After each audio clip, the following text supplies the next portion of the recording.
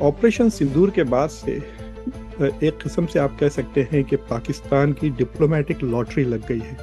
ये cease fire hold करे या ना करे, Pakistan has become centre piece on the most important diplomatic crisis. तो आप कह सकते हैं कि भारत तो कहता है कि it is the voice of global south, लेकिन ऐसा लगता है कि Pakistan has now become the voice of global piece.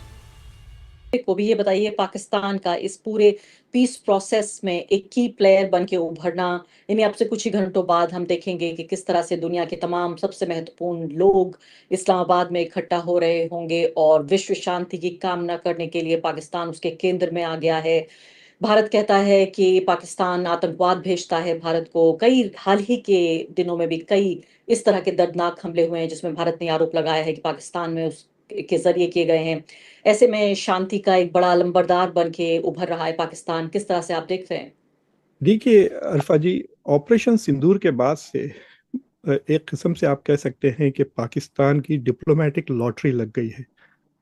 India ने बहुत कोशिश किया उनको एफएटीएफ की लिस्ट पे दोबारा ग्रे लिस्ट पे डालने का, वहाँ पे नहीं हो सका। वहाँ पे जापान पाकिस्तान की तरफ से वोट डाला।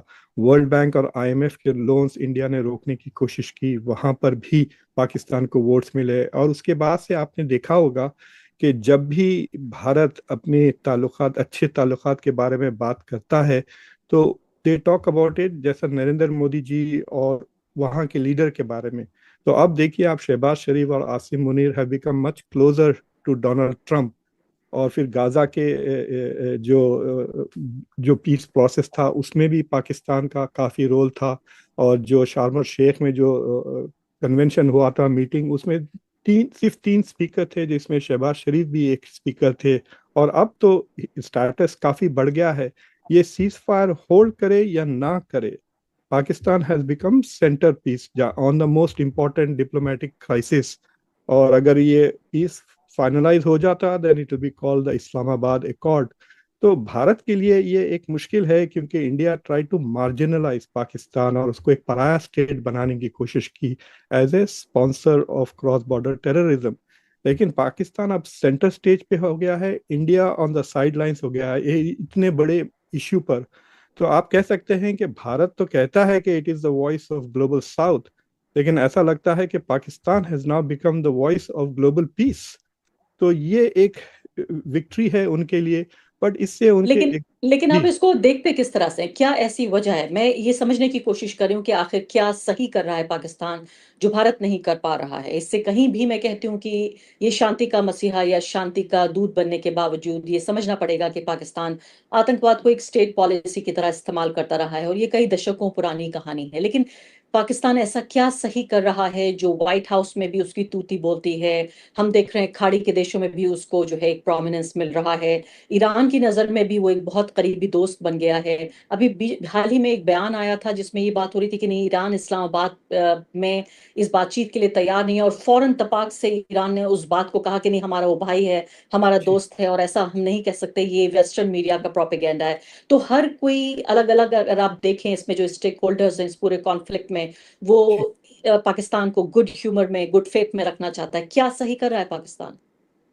इनफैक्ट आपने जो अब्बास अरागची की पोस्ट की बात की है, वो पोस्ट में वो आखिर में, उसके अंत में, उन्होंने फारसी में पाकिस्तान जिंदाबाद लिखा था। अब्बास हम्म। अरागची ने। देखिए, पाकिस्तान ने अमेरिका को बहुत सही तरीके से मैनेज किया है, स्पेशली सिक्योरिटी और काउंटर टेररिज्म के मसले पर। अगर आपको याद होगा, पिछले साल फरवरी में जब डोनाल्ड ट्रंप इलेक्शन प्रेसिडेंट बनने के चंद हफ्ते बाद जो एड्रेस किए थे टू द नेशन, उसमें उन्होंने पाकिस्तान को शुक्र अदा किया था कि जो टेररिस्ट अटैक हुआ था काबुल के एयरपोर्ट पे, जब अमेरिका वाज विड्रॉइंग, तो उसके जो मेन आर्किटेक्ट था उसको पाकिस्तान ने ढूंढ कर, पकड़ कर अमेरिका के हवाले कर दिया था। तो डोनाल्ड ट्रंप पहले ही इस सेकेंड टर्म के पहले ही महीने से ही has been grateful to Pakistan. तो उसके बाद से कई बयानात आए कि Pakistan is a major partner in counter terrorism. तो इंडिया की जो नैरेटिव थी to paint it as a cross border terrorist nation, वो वहां पे फेल हो गई, बिकॉज वो टेररिस्ट, काउंटर टेररिज्म का पार्टनर बन गया यूएस का। फिर उसके बाद आपको याद है, शहबाज शरीफ ने जो है सो नोबेल प्राइज के लिए भी नॉमिनेट कर दिया डोनाल्ड ट्रंप को। और फिर डोनाल्ड ट्रंप ने जो बातें की कि हमने सीज फायर करवाया, वो शहबाज शरीफ ने भी उनके साथ मतलब he agreed on that issue. Bharat did not agree. वहां से भारत और अमेरिका के बीच में फासले बढ़ने लगे। और एक बात इंडिया में ज्यादा गौर नहीं किया जाता कि जो भारत का और पाकिस्तान के बीच में जो सीज फायर हुआ था, उसका पहला अनाउंसमेंट डोनाल्ड ट्रंप ने ही किया था। तो सवाल ये था कि हाउ डिड ही नो कि इंडिया पाकिस्तान की अगर ये सिर्फ बायलैटरल डिस्कशंस हो रहे थे, तो Pakistan who was keeping Donald Trump updated. तो अगर हम इंडिया का नैरेटिव एक्सेप्ट कर लेते हैं कि इंडिया ने यूनिलैटरली पाकिस्तान से बात कर कर without any role from America ये डील सीज फायर करवाया था, तो यू शुड अज्यूम कि पाकिस्तान ने डोनाल्ड ट्रंप को कहा कि भाई आप अनाउंस कर दें। तो that is why Pakistan has really manage Donald Trump क्या बेटर। मैं वापस उस ले आती हूँ आपको जी यूएस और ईरान की इस पूरी बातचीत पर। जी मुझे बताइए ऐसा क्या हो गया अचानक कि डोनाल्ड ट्रंप जो कि सिविलाइजेशन को खत्म कर देना चाहते थे, ईरान की पूरी सभ्यता को नेस्त नाबूद कर देना चाहते थे, 50 सालों का हिसाब मांग रहे थे, और कुछ ही घंटों के भीतर ईरान की तमाम मांगों पर वो सहमत हो गए। यहाँ तक कि जिस स्ट्रेट ऑफ हॉर्मुज के लिए उन्होंने पूरे यूरोप और नेटो के तमाम देशों से अपने रिश्ते दांव पर लगा दिए, गाली गलौज की भाषा में बातें करने लगे। इसके अलावा ये देखिए कि कहने लगे कि न्यूक्लियर बम बरसा दूंगा, और वो स्ट्रेट ऑफ हॉर्मुज का कंट्रोल अब ईरान के हाथ में होगा। और आगे बढ़ने से पहले एक अदना सी गुजारिश कि आप मेंबर बनिए मेरे चैनल का आरफा खानम शेरवानी। अगर आप मेंबर बनते हैं, आपके समर्थन से आप मेरा हाथ मजबूत करेंगे, इतना मजबूत कि मैं सत्ता का कॉलर पकड़ के सवाल पूछ सकूंगी, और जो हमारे समुदाय में हाशिए के जो तबके हैं उनकी आवाज उठा सकूंगी। आप यकीन जानिए, आपका एक छोटा सा सहयोग मेरे लिए इतना बड़ा होगा जिसके लिए आप अंदाजा भी नहीं लगा सकते। It is a very interesting turn around, इसमें कोई शक की बात नहीं है। क्योंकि ये जो 10 पॉइंट पे डोनाल्ड ट्रंप अग्री हुए हैं, ये नए 10 पॉइंट्स नहीं है अरफा जी, ये वही पुराने 10 पॉइंट्स है जो ईरान ने अमेरिका के इनिशियल 15 पॉइंट प्रपोजल के जवाब में पेश किया था। तो बेसिकली डोनाल्ड ट्रंप ने अपनी पोजीशन बदली है, ईरान ने नहीं बदली। Iran is in the same position जो 2-3 हफ्ते पहले था when they propose those 10 points. तो वहीं पर आप देख सकते हैं कि पल्ला किसका भारी है। देखिए, डोनाल्ड ट्रंप ने इस जंग में दो चीजें गलत की हैं। एक, उन्होंने अपनी इंटेलिजेंस एजेंसीज की बात नहीं मानी, और अपने ही जनरल्स की भी बात नहीं मानी। तो सोचिए, आप जंग लड़ रहे हो और अपने ही इंटेलिजेंस और मिलिट्री के खिलाफ आप नेतन्याहू की बातें सुनकर इस जंग में चले गए। वो समझ रहे थे कि हम भयानक बम्बिंग करेंगे शॉक एंड ऑ की तरह, और 2 हफ्ते के अंदर ईरान जो है सो घुटने टेक देगा और हमको फुल सरेंडर कर देगा। फिर हम एक यहाँ पर एक जोकर बैठे हैं जिसका नाम पहलवी है, हम उसको वहां पे बादशाह बना देंगे, और वो बादशाह वहां पे तेहरान में खड़े रहकर ये कहेगा कि आई स्टैंड विथ इजराइल, और हम जंग जीत जाएंगे। So that is the plan इनका था। लेकिन ये समझ ही नहीं सके कि जो हॉर्मूज का कार्ड जो ईरान ने इंस्टेंटली प्ले किया, कि उसका क्या असर होगा ना सिर्फ ग्लोबल इकोनॉमी पर बल्कि अमेरिका की इकोनॉमी पर भी उसका काफी नेगेटिव असर है। यहाँ पर हमारा पास इन्फ्लेशन 2 पॉइंट समथिंग से 4 हो जाएगा, तेल की कीमत $4 से ज्यादा होगी, and the public is very upset about it. तो डोनाल्ड ट्रंप जो ईरानियन रेजिलियंस थी ईरान की, वो उसके लिए वो प्रिपेयर्ड नहीं थे, और ये हॉर्मोज के लिए वो टोटली फ्रस्ट्रेट हो गए थे। जो उन्होंने धमकी दी थी सिविलाइजेशनल, तो मतलब it is going to be prosecuted as war crimes. धमकी भी वॉर क्राइम है। तो वो उसका तो खैर there will be some reckoning यहाँ पर अमेरिका में। तो वो हॉर्मूज जो फ्रस्ट्रेट हो गए, वो हॉर्मूज नहीं खोलने के वजह से यूरोपियंस भी साथ नहीं दिए, कोई उनका साथ नहीं दे रहा था। सो ही फाइनली, एक तरह से आप कह सकते हैं कि Donald Trump has surrendered to this inevitability कि हम हॉर्मूज को नहीं खोल सकते विदाउट एक्सेप्टिंग ईरान कंडीशंस। और उनके लिए फ्रस्ट्रेशन ये भी था कि उनकी नज़र में American military was performing superbly. जिस तरह से उन्होंने पायलट को छुड़ाया, तो that was a huge win for the US army, और एयर डोमिनेंस तो एस्टैब्लिश हो ही गया था। तो so that frustration has finally led him कि मैं अब दिस इज ओवर, मैं यहाँ से निकल जाता हूँ। क्योंकि वो क्यूबा भी जाना चाह रहे थे। तो उनका पूरा फॉरेन पॉलिसी एजेंडा, जिस तरह से सुप्रीम कोर्ट ऑफ यूएस ने उनका टैरिफ एजेंडा को आप कह सकते हैं कि डिसरप्ट कर दिया। ये ईरान ने इनकी फॉरेन पॉलिसी एजेंडा को भी डिसरप्ट कर दिया। तो लेकिन नाउ मुक्तदा साहब आप स्टार्टिंग एंड अमेरिका रनिंग। में बैठे हुए हैं और जी पूरा इलेक्शन जो कैंपेन था डोनाल्ड ट्रंप का, इत्तेफाक से मैं उस पूरे साल अमेरिका में थी। मैंने जी देखा कि कैसे आम लोगों ने, वो लोग भी जो उनको वोट नहीं करना चाहते थे, उन्होंने भी उनको वोट किया, क्योंकि वो वॉर प्रेसिडेंट नहीं, पीस प्रेसिडेंट के तौर पर जाने गए। जी। एक ऐसा व्यक्ति जो न सिर्फ की नई जंगों की शुरुआत नहीं करेगा, बल्कि पुरानी जंगों का भी खात्मा करेगा। एक बड़े तबके ने इसलिए भी वोट किया, और हैरानी की बात यह है, उस वक्त बाकी बड़ी तादाद में अरबी लोगों ने, मुसलमानों ने डोनाल्ड ट्रंप को वोट किया, जो कि वो डेमोक्रेटिक पार्टी की इस बात से खफा थे कि वो गजा पर, फिलिस्तीन पर स्टैंड नहीं ले रहे थे। आज वही प्रेसिडेंट हर तरफ मोर्चा खोल रहा है। अभी भी सोचिए आप, 3-4 खिड़कियां मैं कहूं, या 3-4 जंग के मुहाने खुले हुए हैं इस वक्त। तो अब मैं आपसे ये जानना चाहती हूँ कि अब ईरान पहले से ज्यादा नया ताकतवर बन के उभरा है। मैं देख रही थी ईरानियन जो अलग अलग एम्बेसीज हैं, वो जो चुटकुले कहती हैं, जी हाँ जो हाँ। एक तरह से मजाक करती हैं, मॉक करती हैं अमेरिका को, कह रही हैं से hello to the new super power of the world. सारे लोग नीचे कह रहे हैं कि हेलो सुपर पावर। तो सीधे तौर पर मॉक कर रहे हैं अमेरिका को। ऐसे में अब मुझे बताइए कि जियो पॉलिटिक्स के हिसाब से किस तरह से ये जो बैलेंस ऑफ पावर है, ये बदलेगा मिडल ईस्ट, या फिर मैं कहूँ वेस्ट एशिया हमारे हिसाब से, उसके हिसाब से भी और दुनिया के हिसाब से भी। देखिए, परसेप्शन एक चीज है, कैपेबिलिटीज एक चीज है। परसेप्शन तो बहुत बदल गया है कि अमेरिका बहुत कमजोर हो गया। देखिए, ये लगातार third major regime change failure है अमेरिका की।